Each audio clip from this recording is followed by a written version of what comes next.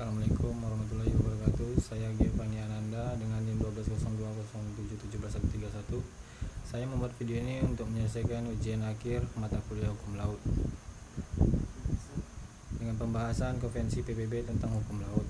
Konvensi Perserikatan Bangsa-Bangsa tentang hukum laut diadopsi pada tahun 1982. Konvensi ini menetapkan rezim hukum dan ketertiban yang komprehensif di lautan dan lautan di dunia, dan menetapkan aturan yang mengatur semua penggunaan lautan dan sumber daya.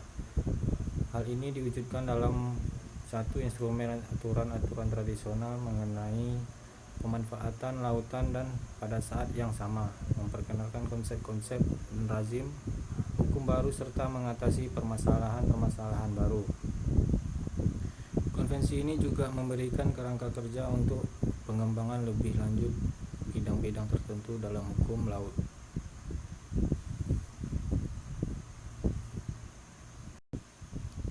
Divisi Urusan Kelautan dan Hukum Laut dari Kantor Urusan Hukum Perserikatan Bangsa-Bangsa berfungsi sebagai Sekretariat Konvensi Hukum Laut dan memberikan informasi, nasihat, dan bantuan kepada negara-negara dengan maksud memberikan pemahaman yang lebih baik tentang konvensi dan perjanjian terkait, penerimaannya yang lebih luas, penerapan yang seragam dan konsisten, serta penerapan yang efektif. Divisi ini memantau semua perkembangan yang berkaitan dengan konvensi hukum laut dan kelautan dan melaporkan perkembangan tersebut tahun kepada Majelis Umum Perserikatan Bangsa-Bangsa. Hal ini juga membantu proses konsultatif informasi terbuka PBB mengenai kelautan dan hukum laut dalam meninjau perkembangan.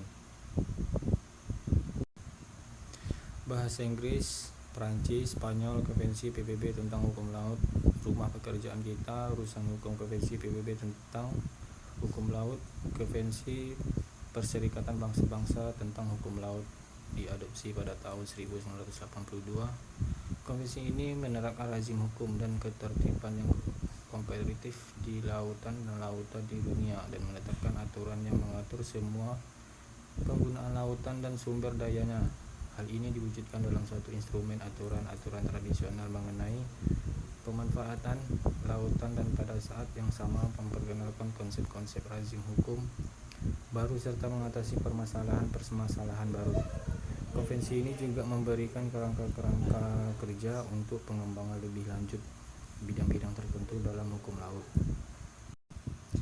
Divisi Urusan Kelautan dan Hukum Laut DOALOS dari Kantor Urusan Hukum Perserikatan Bangsa-Bangsa berfungsi sebagai Sekretariat Konvensi Hukum Laut dan memberikan informasi, nasihat, dan bantuan kepada negara-negara dengan maksud untuk memberikan pemahaman yang lebih baik tentang konvensi dan perjanjian terkait penerimaannya yang lebih luas, penerapan yang seragam dan konsisten, serta penerapan yang efektif. Divisi ini memantau semua perkembangan yang berkaitan dengan konvensi hukum laut dan kelautan dan melaporkan perkembangan tersebut setiap tahun kepada Majelis Umum Perserikatan Bangsa-Bangsa. Hal ini juga membantu proses konsultatif informasi terbuka PBB mengenai kelautan dan hukum laut dalam meninjau perkembangan tersebut.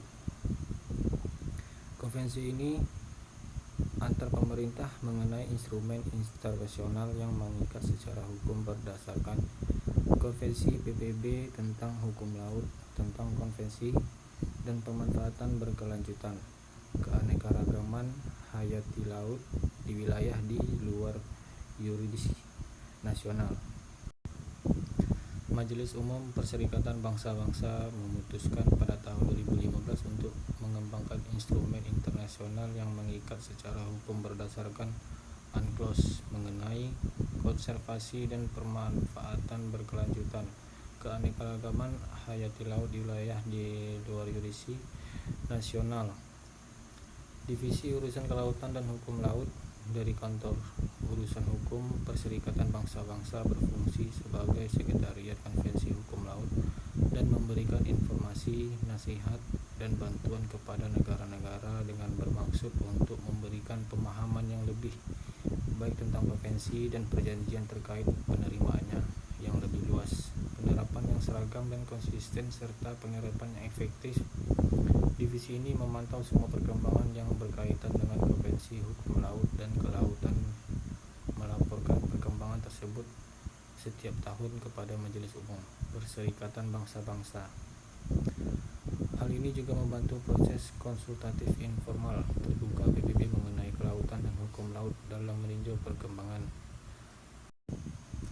Sesuai dengan resolusi 72/9, konfirmasi membahas topik-topik yang diidentifikasi dalam paket yang disepakati pada tahun 2011, yaitu konservasi dan pemanfaatan BBNJ, kelautan secara berkelanjutan, sumber daya genetik kelautan, termasuk pertanyaan mengenai pembagian manfaat, alat pengelolaan berbasis kawasan termasuk kawasan perlindungan laut, penilaian dampak lingkungan, dan peningkatan kapasitas dan transfer teknologi kelautan.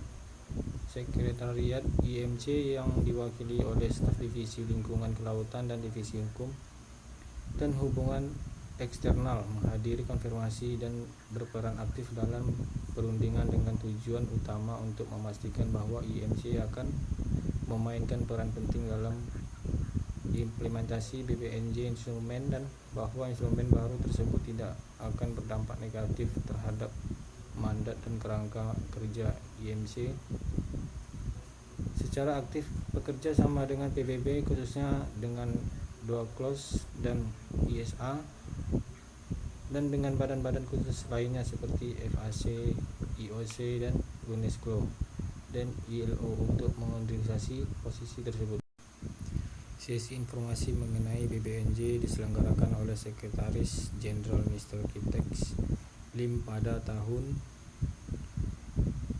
2019 di kantor pusat IMO. Sesi ini dihadiri oleh Ibu Renali. Pesan video juga disampaikan oleh Mr. Michael, Sekretaris Jenderal ISA. Presentasi disampaikan oleh anggota staf IMO. Pihak industri yang diwakili oleh ICS juga berkesempatan untuk membicarakan. Perwakilan lebih dari 50 negara anggota hadir pada sesi tersebut. Demikian yang dapat saya sampaikan, lebih dan kurang mohon maaf. Assalamualaikum warahmatullahi wabarakatuh.